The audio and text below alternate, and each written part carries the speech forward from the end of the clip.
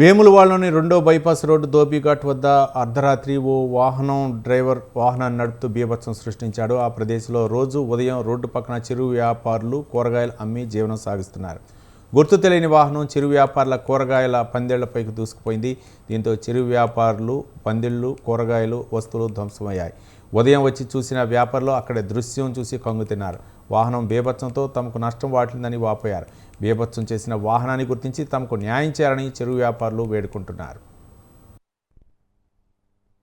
ఇది మొత్తం లారీ గుద్దినట్టు గుద్దేసి వెళ్ళిపోయింది. ఆన్మల్ కూడా లేదు మాకు ఇక్కడ, ఎవరన్నది గుర్తు తెలియని వ్యక్తులు.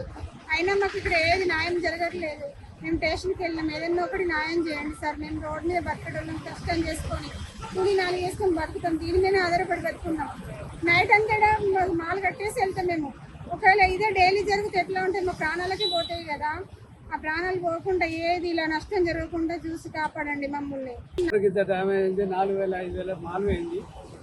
గుడిసె మొన్ననే వేయించిన 5,000 పెట్టి గుడిసె వేయించుకున్నా. గుడిసె కూడా వేయింది.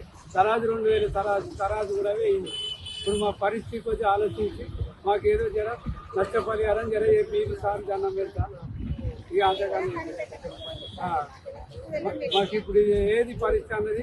ఇప్పుడు ఆ ఎండలో కూర్చున్నామంటే మాకు నీడ లేకుండా అయింది. మొన్ననే వేసినాం, మనిషికి 2,000 3,000 పెట్టి గుడిసెలు వేయించుకున్నాం, బొంగులు తెప్పించుకున్నాం, కొనుక్కొచ్చుకున్నాం. ఇవన్నీ చేసినాం. చేసిన వాళ్ళకి ఈ దొంగ రాత్రి వచ్చి ఇట్లా గుర్తేపాయి. మరి ఏమైంది ఏం కథ, మన నష్టపరిహారం ఏంది అని కనీసం వచ్చానా కూడా మాకు సమాధానం చెప్పాలి కదా. ఏది చెప్పలేదు. పేరు అది గుంజుకునే పేరు, అది ఇస్తుంది కాలే బండి.